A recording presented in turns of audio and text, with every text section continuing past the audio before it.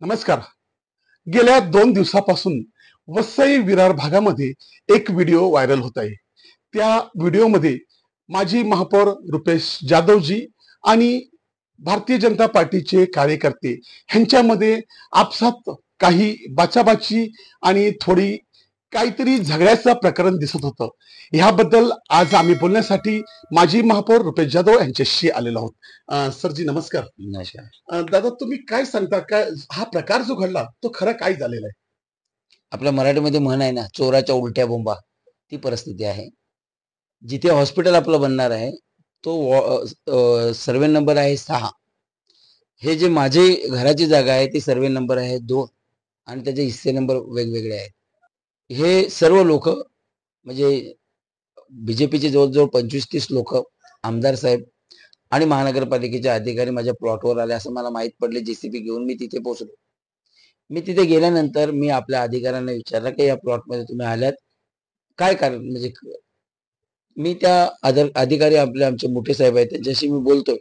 तोपर्यंत हे जे बीजेपीचे जे अशोक सेलके नावाची एक व्यक्ती आहे ती तिथे ते मोठे साहेबांना सांगते, मोठे साहेब हे 2 दिवसात त्याच्यावर कारवाई करा, नाही तर तुमची मी बदली करेन. मी मोठे साहेबांना सांगितलं, साहेब ही कोण व्यक्ती आहे की तुमची 2 दिवसामध्ये बदली करायला लावते? हाच विषय होता. त्याच्यावरून तो सांगतोय हे तोडा. मी सांगितले तुम्ही तोडून दाखवा आणि जेव्हा माझ्या घरावर आलं तेव्हा मी कोणाला सोडणार नाही. आता हा विषय राहिला माझ्या प्लॉटचा, परंतु या लोकांनी ती व्हिडिओ बंद करून तिथे दाखवलं का सर्वे होणार होता आणि रुपेश जाधवने काम अडवलं. सर्वे कोण करतो तुम्हालाच विचारतो. करतो. बरोबर आहे. मग बीजेपीचे लोक तिथे सर्वे करायला लागलेली आणि महानगरपालिका कशी काय सर्वे करू शकते? गव्हर्नमेंटचे लोक तिथे येऊन सर्वे करू. तुम्हाला सांगतो हा विषय होता माझ्या प्लॉटवरचा, दाखवलं वेगळं लोकांना. मग ती व्हिडिओ बंद का केली? याने अधिकाऱ्याने शिव्या दिल्या ती तोडण्यासाठी माझ्या. हे काय ते काय फक्त एकच प्रॉपर्टीवर काय पत्रे मारतात काय? अनेक असे प्रॉपर्टी आहेत. स्नेहा दुबे मॅडमचं जिथे घर आहे, ज्यांचे सासू ते पूर्ण प्लॉटवर पत्रा मारून तिथे लोक हे करतात. मग आम्ही अनेक ठिकाणी सांगतो ते सगळे खाली करा तिथे. अरे कोणाला रोजगार नाही, कोणाला धंदा पाणी नाही, कोणी जर करत असेल तर ठीक आहे ना. आम्ही काय ते एक लक्षात ठेवा, जर सर्वे नंबर 16 एकर जागा आहे, मी रुपेश जाधव 25 वर्ष राजकारणात आहे, तर मी तिथे 5 एकर मध्ये 10 एकर मध्ये कब्जा घ्यायला पाहिजे. ते 5 गुंठ्यासाठी का? ते माझ्या घरासाठी जागा होती. म्हणजे विचार करा, माझं आपल्या घरापर्यंत पण हे आलेले आहेत लोक. तर मला दुःख हेच वाटतो की किती या लोकांची हुशारी असते की हा विषय काय आहे आणि विषय कुठलं दाखवतात कुठलं. म्हणजे जागा माझे प्लॉटचा आलाय आणि दाखवलं तिथे सर्व. आता राजन नाईक मग आमदार साहेब का नाही बोलत की आम्ही सर्वे करायला लावलेला आणि रुपेश जाधवनी ते गव्हर्नमेंटचे ऑफिसर असते त्यांना माझ्यावर केस करायला सांगा जर मी सरकारी कामामध्ये हे करत असतील तर. हे फक्त षडयंत्र आहे. तुम्हाला मी एक सांगतो, हे जे हॉस्पिटल आहे या हॉस्पिटलची परिस्थिती अशी आहे की महानगरपालिकेचे इलेक्शन होतं तेव्हापासून आमची मागणी आहे. आता माझं हे लेटर बघा, कमिशनरला दिलेलं बघा, किती तारखेला दिलेलं आहे? 2021. बरोबर आहे. काय दिलेलं आहे? सर्वे नंबर 6 वरील प्रस्तावित हॉस्पिटलाबाबत. हे हॉस्पिटल जे 100 बेडचे आहेत, हे आम्हाला 400 बेडचं हॉस्पिटल पाहिजे. याची 21 तारखेला हे महानगरपालिकेमधून सिक्का घेतला. 21 तारखे 2021 ला. हे आता आमदार कधी झाल्यात? आता 1 वर्ष झाले. आमची मागणी कितीपासून आहे? आमचं एवढं मत आहे की ह्या वसई तालुक्यामध्ये जवळजवळ 30 ते 40 लाख लोकसंख्या आहे. कुठलाही जर संकट असेल तर ते 2.5 ते 3 तास मुंबईला न्यावा लागतो. त्याच्यात कितीतरी माणसं आपली इथं गावली. म्हणून त्या पहिल्यापासून आमची मागणी होती. तुम्हाला एक खरी गोष्ट सांगतो, ही जी जागा आहे याचा वेल का लागला त्याचं कारण असं आहे की नगरपरिषद असताना आम्ही 40 गुंठे जागा स्मशानभूमी आणि 10 गुंठे जागा पंपिंग हाऊस अशी त्यावेळी आम्ही ती नगरपालिका असताना ते हस्तांतरित केली.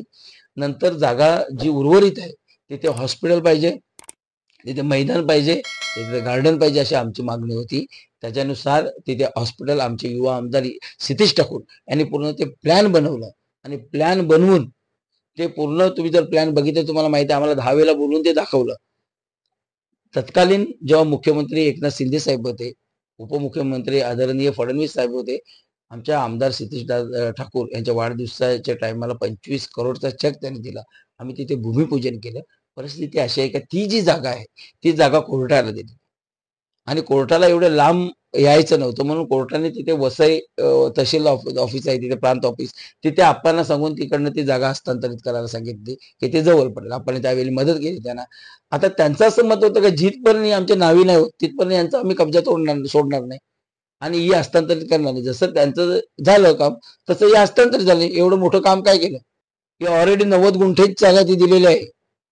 90 गुंठे म्हणजे 2 एकर 10 गुंठे जागा ही ऑलरेडी कोर्टाने तिथे बाउंड्र्या मारलेल्या आहेत. यांना फक्त ते दिखावा दाखवायचा आहे की बहुजन विकास आघाडीचा विरोध विरोध विरोध. तुम्ही मी सांगतो कुठला विरोध. सर्वे नंबर 6 आली वरती प्लॉट आहे माझा खाली तुम्ही माझ्या प्लॉटवर आलेले होते आणि दाखवता काय म्हणजे लोकांची दिशाभूल कुठे करायची.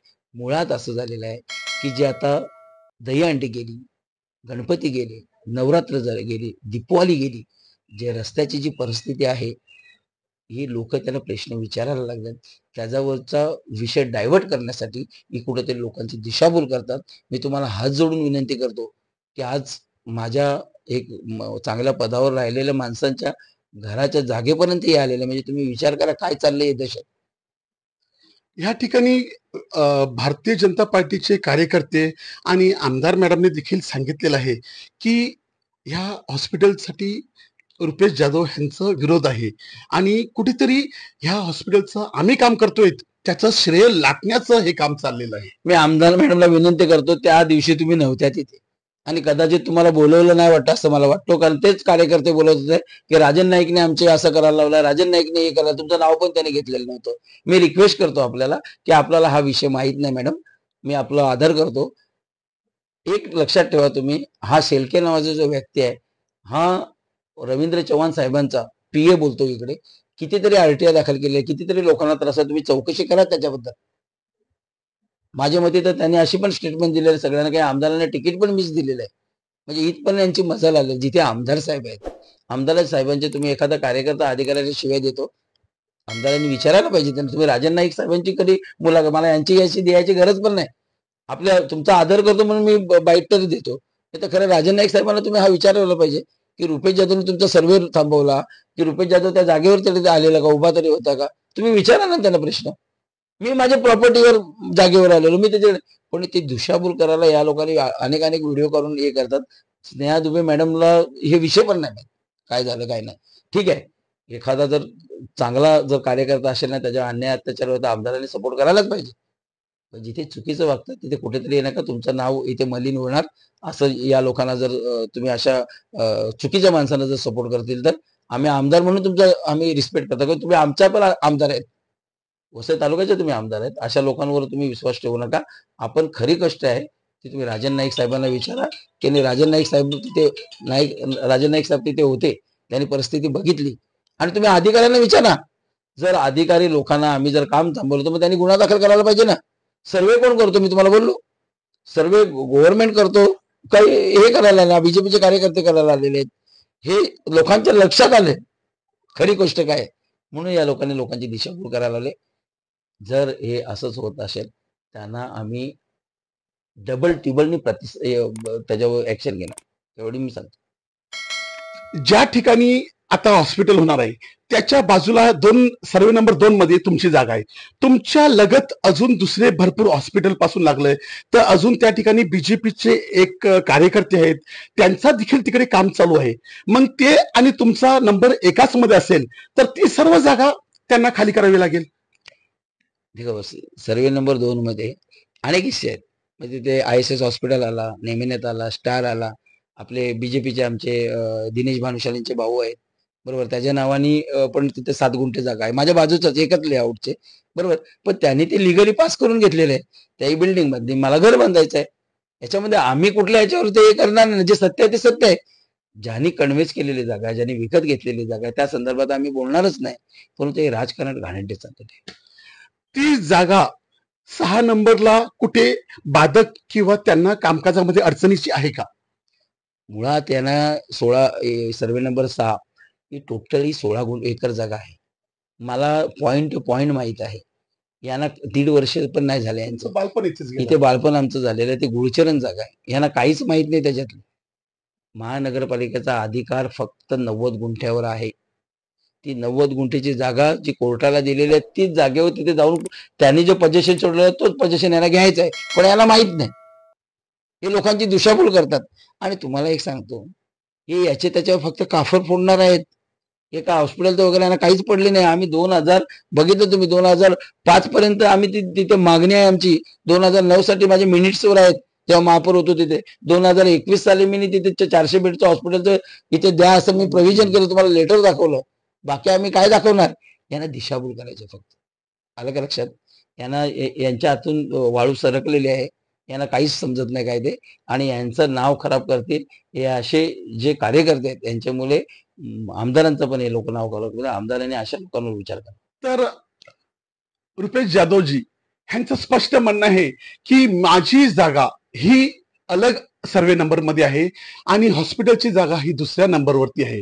तरी देखील हे लोक माझ्या जागेवरती जबरदस्ती आल्यामुळे मी तिकडे गेलेलो आहे. माझं कोणत्याही प्रकारचा ह्या हॉस्पिटलच्या विरोध नाही, तर ह्या हॉस्पिटल चांगलं व्हावं आणि अजून 400 खाटाचं हॉस्पिटल व्हावं म्हणून आम्ही अर्ज देखील दिलेला आहे. आणि तो अर्ज कोणीही पदावर नसताना म्हणजे 2021च्या टायमापर्यंत दिलेला आहे.